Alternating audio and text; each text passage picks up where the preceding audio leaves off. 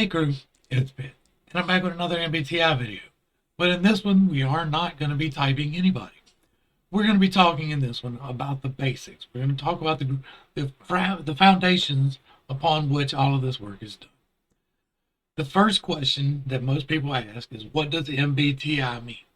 MBTI stands for Myers-Briggs, which was the people that developed it, Type Indicator, which is the system that they used. It indicates different types. They developed a system piggybacking off the work of Carl Gustav Jung, his dealing with the archetypes and the way that people process information. I don't believe that Myers and Briggs got it quite right, but they did a lot of really good foundational work. I personally have spent a good deal of time modifying and tweaking the way that things work to try to make it a more scientific process. What we're going to do today is show you how I see this process working. I'm going to try and appeal to the sensory here and show you with visual examples in a way that logically works for me.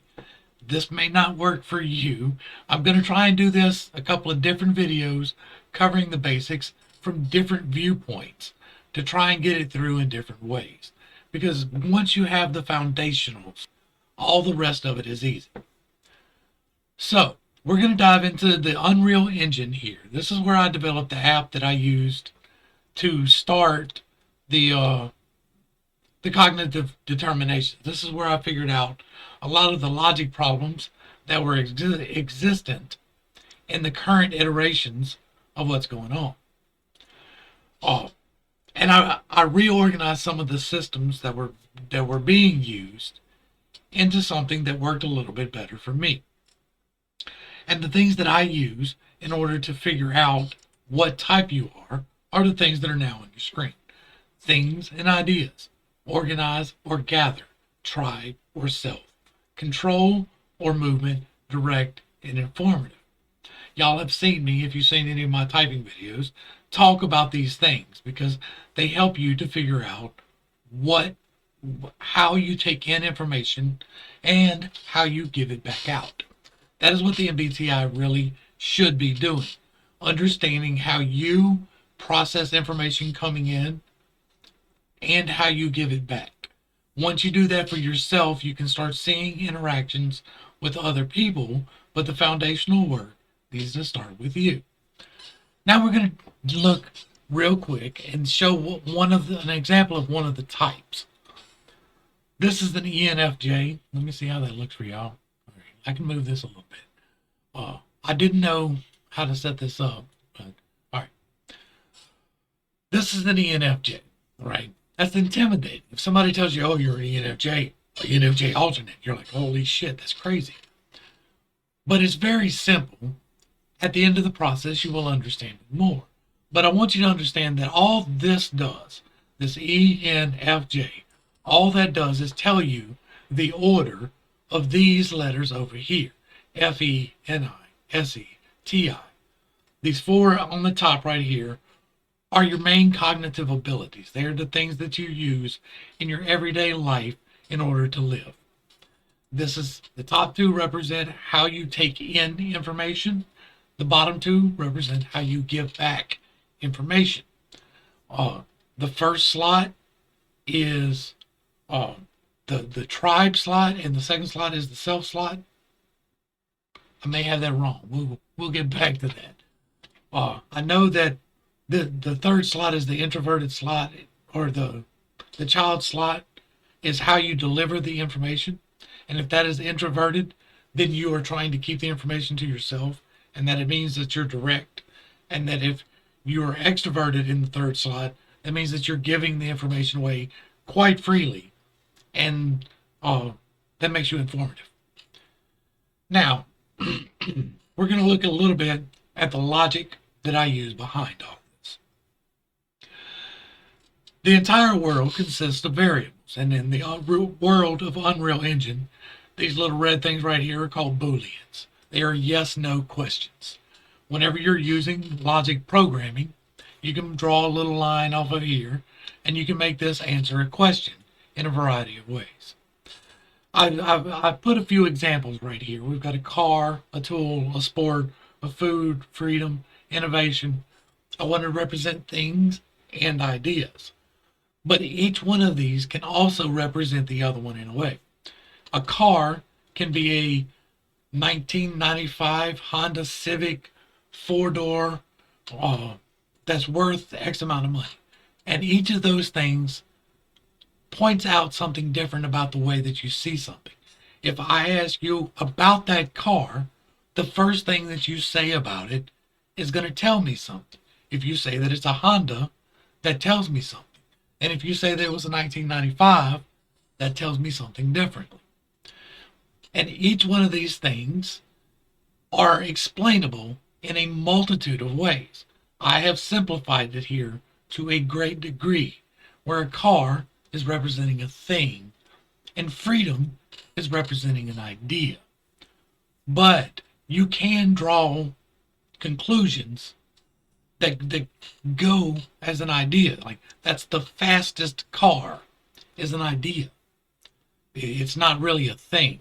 It can be a statistic, so it can be recorded as a thing, but it's not like it's an idea of being the fastest when most people are talking about it. If you're citing actual statistics, then yes, that's a thing. It gets a little bit complicated, but we're going to try and break it down right here for the next part. Right?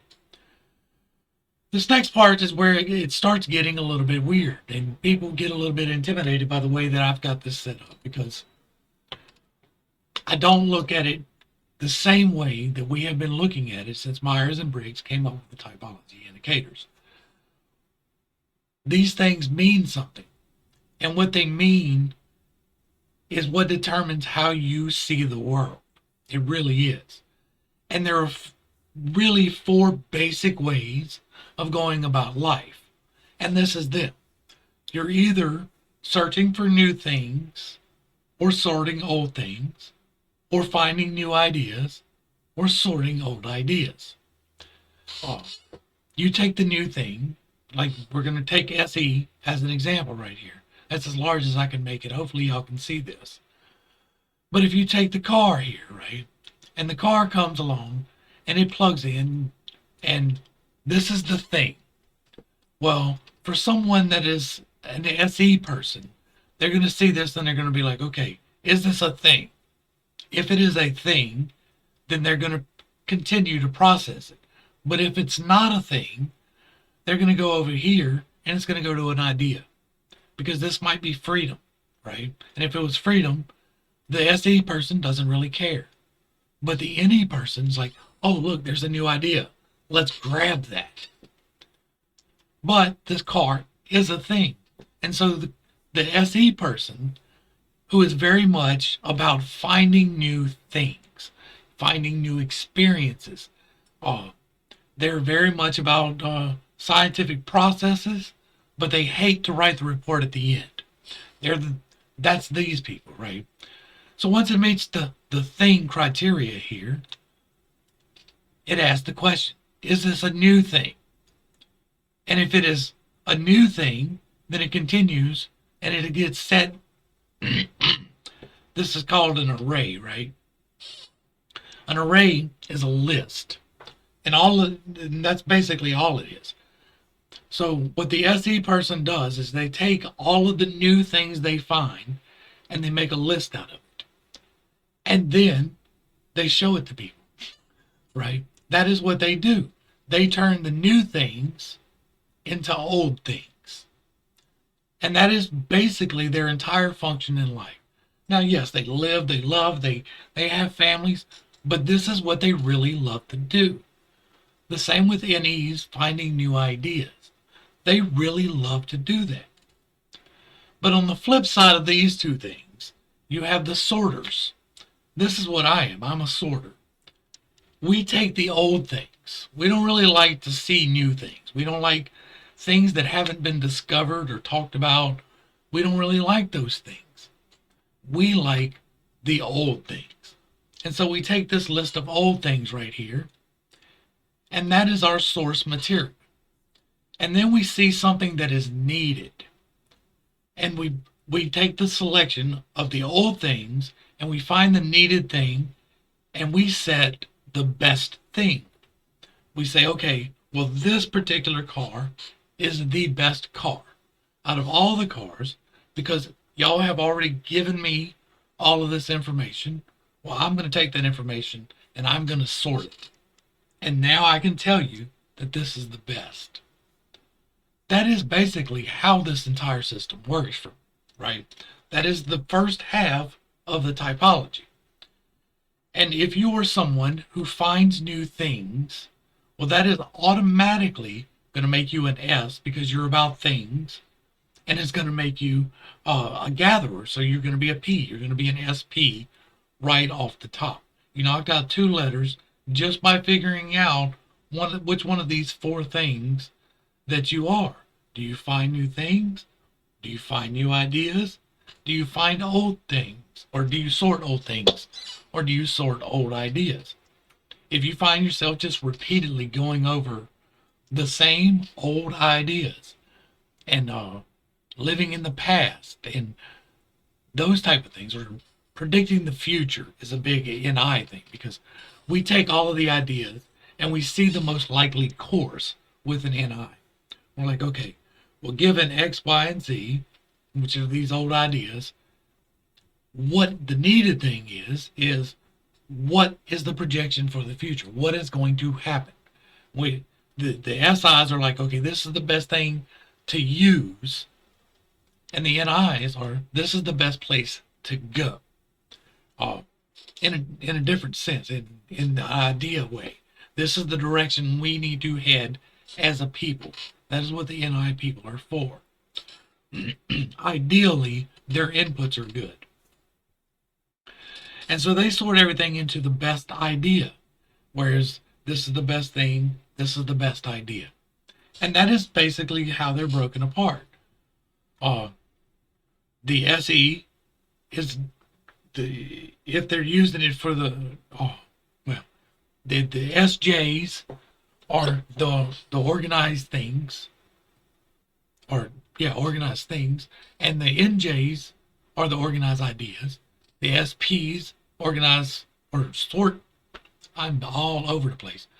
The SPs are finding the new things, and the NPs are finding the new ideas. That's what the letters are. Now gets into the hard part. This is the part this is where it really trips people up. We get into the I and the E, which means introverted and extroverted. And we get into the F and the T, which means thinking and feeling. I'm different in the way that I look at this, is because I look at this as, what are you using what you've just done in gathering or sorting? What do you use that for? Are you using that in the service of yourself? Do you take that information, say you're a stockbroker and you get information, do you use that information first to increase your own wealth, or do you use it for a client because the client is your tribe, right? Or do you spread it around your office and tell everybody the information so everybody can use it?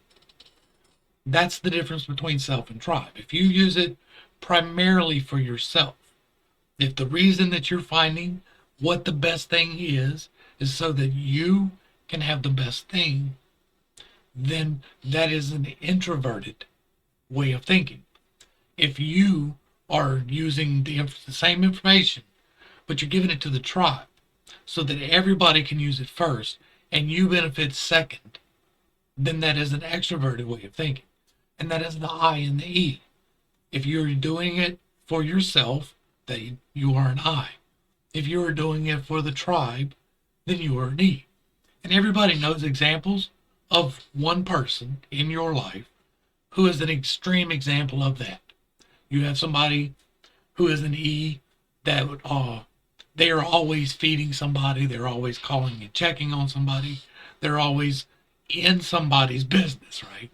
That is an E. Whereas an I is somebody that is, I'm always on my hustle because I want my money and I want it first. Like, that is, I want to be secure and then I'll worry about everybody else. That is an I. Even if they are always talking to people, they're still an I. You don't have to be what is primarily known as an introvert to be introverted in this. This is dealing with information. This is dealing with receiving it and giving it back, and which priority you have. Okay, now let's get into the details of this. We're going to look at TE, FE, TI, and FI. The difference here is TE is what everyone else thinks, and FE is what everyone else feels. TI is what I think, and FI is what I feel. That is extroverted thinking, extroverted feeling, introverted thinking, introverted feeling. Now, I've got to put on my readers. This gets tiny. I'm sorry I can't make it any larger, but I'm not really that good at... Oh, look, that's a little bit bigger. Okay. I thought I was zoomed all the way in. All right, so what everyone else thinks is based off of this. It's based off of empirical evidence from the group, and it's source supported. Everybody is citing their sources and their methods and all of these things. It's basically the scientific method. And you develop rationale from that. Rationale is how everyone says that it should work. That is why you get the people who are very much follow what the authorities tell us are very much TE. They're very much, I'm concerned about what you're thinking. And when I'm talking about this, I'm talking about it in a main slot, because you can be very defensive about what everyone else thinks, and you don't want to listen to them at all. But for the main part, if you are TE, then that means that you're very concerned what everyone else thinks. You're worried about empirical evidence. You want to see that. You're worried about the source being cited. You want to know that. You want to make sure that your rationale is completely sound. Well, a TI person looks at it different. They look at it, they take the anecdotal evidence of, I know that this happened to me. That is the most important part. That is their primary driver. And then they consider the source outside of that. And if it supports what they already know, then they will drive that home. They're sorting the TI, or the T is what they're doing. This is another taking all of the TE is gathering all of the thoughts of everyone, and the TI is sorting them into the best. And what comes out of that is logic. This is how I determine this is the best way forward. That is logical. A equals B equals C must equal D. That is how that works. That is a different way of thinking than the TE person. But they both can get to the same conclusion through different means. Then you get into the FE, right? What everyone feels. This is where it gets a little bit wonky. This is where a consensus is taken. And this is not something necessarily where they're like, okay, what do you think? What do you think? What do you think? What do you think? They're getting a feel for it. They can tell. They read body language, right? That is what FE users do. They're really good at reading body language. They're really good at reading moods. And that is just part of their life. But they take this consensus and then they decide if or not an agreement has been reached. And if the agreement is reached, they decide that this is being set as ethics. And ethics is the governing of all of us. We have all decided that this is the way we will conduct ourselves. It's the societal compact that we operate under on a general everyday basis. The flip side of that is the FI. And that's more about the personal consideration. What do I know that I feel for myself? And how do I think life should be? What should be? How should everything be aligned? And if I take those two things and I blend them together, I wind up with morals. This is how I decided that I will live my life, and you all should do it too. They're sorting all of the feelings into what they consider the best feeling. Now, the method by which you do that, the method by which you figure this out, is determined, or we figure out how to do that through the self and tribe and the control and movement. Uh, if your tribe's focused, then you are an I, or no, you are an E. And if you're self focused, you're an I. Well, if you're control focused, if you're the type of person that all of these papers must line up exactly, all of my dollar bills must be in my wallet, face up, facing this way, right? There are people like that, and those people are very much control. Whereas some people are like, stuff the stuff the bills in my pocket, and I'll get to them when I get to them, and I'll sort through them later. I don't even really know what I got in my pocket at the moment. Those are movement type. They're very flexible. Well, a control person is very T. They're very focused on the thoughts, and they're very focused either on what everyone else is thinking or very much on what they're thinking. But either way, they're trying to control that situation. They're trying to keep it within these tightly restrictive bounds.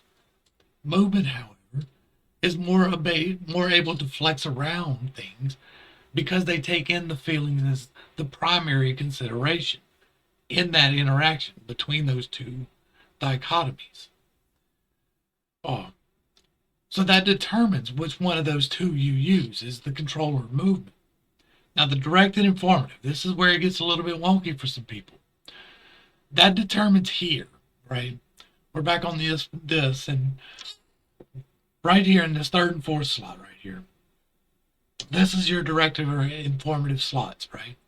So if you are a direct person, if you're the type of person that explains in as few words as possible, you're trying to keep as much of that energy for your child slot as you possibly can. Well, I just grabbed the wrong part. Let me see if I can drag this over maybe somehow for y'all. So you can see these slots over here, they can be intimidating. That's why I left them out. Let's see, make sure y'all can actually see them. All right, yeah. All this is how you actually receive the information in, right? At the top of this slot, you're receiving 100% of the signal. And you're pulling out the parts of the information that you want to deal with. And that's your hero. It does it without you even really thinking about it. And the next slot is your parent slot. It is what you feel responsible for in life. Your child slot is where you get defensive over things. It's where if somebody questions you on that particular function, you get very freaked out. You're like, you get defensive, you want to fight, you want to box, like that's just what you do. But it's also one of your greatest lookout points because you're so defensive about it, you're always looking out for it. But because these first three take up so much, then this fourth slot pretty much gets overlooked. You still use it. It's still one of your primary functions, but it's your least functioning of your primary functions. If you were to rate these like all the way down, say you're working at 100% frequency right here, right? You're pulling in all of the information. Well, then by the time you get to here, you're only at 80, and then you're at 60, and then 40, and then 20, and then 10, and then 5, and then you're back at 100. Because your demon slide is pulling in all the information to pull you down. It's trying to pull all the information away from your hero to get you in a bad spot. So you're going to notice this stuff, but you're going to notice it in the worst light possible. All right. Said all of that so that I can just point out this one thing. Direct and informative. The energy that you use in this child slot determines whether you're direct or informative. If you're direct, you're trying to withhold all of that information in your child slot. And if you're informative, you've got the extroverted in the child slot because you're just giving away all the information. That's really how you figure it out. The alternatives come in here. This is where if I say you're an ENFJ alternate, it means that you're a TI where this SI is, and an SI where this TI is. And that just changes what you get defensive about and what you really kind of overlook. Your main functions stay the same. You're still focused on the major thing, but the way that you deliver the information changes a little bit. It explains a lot about the things that MBTI really couldn't. This is not astrology. This is not woo-woo. This is a logical process by which the brain takes in information and then gives it back out. I hope that this has been informative because I am a very direct person. It may not seem like it because I talk a lot, but this is the YouTube channel and I have to keep you entertained. I have to keep you engaged somehow. I really feel like this could change the world. If people could understand that people don't see things quite the way they do. Like if you got nothing else out of this, but this part right here, let me go ahead and pull that back up for you. Well, let me drag things around again because I moved stuff. But if you get nothing out of it but this part right here, that people see things in a different way. That some people are trying to find new things. Some people are trying to sort old things. And some people are trying to find new ideas. And some people are trying to sort old ideas. And they don't all learn the same. They're not all having the same experience at the same time, in the same room. They're all seeing things just a little bit differently. Some people see that's a red car. And some people see that's a Honda. And some people see that's a really old car. And some people see that the tires are bad. But everybody's seeing the same car. You're just seeing a different part of it. That's what we're trying to do here.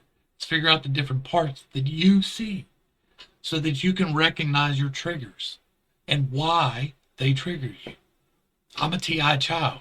I get, when people push back against my ideas, I get defensive about that. I'm going to try and bring my wife in on some of these videos. She doesn't want to be on camera, but she had the idea if she can be here as someone who doesn't really understand this, she can ask me questions that maybe you need answered too. I'm trying to explain this because this is the most important thing that I've got. I did the reaction videos to bring attention to this. This is important. This is the kind of stuff that when I die, somebody's going to watch these videos and be like, holy shit. That's what this is. Anyway, and I don't say that like I'm never going to get famous off of this. That's not what I'm trying to do. I'm trying to help people with their mind. To the crew, thanks for hanging out. I appreciate every single minute that you are here with me. I hope that this helped you a little bit. I hope that this helped break down just a little bit what the different terminology means.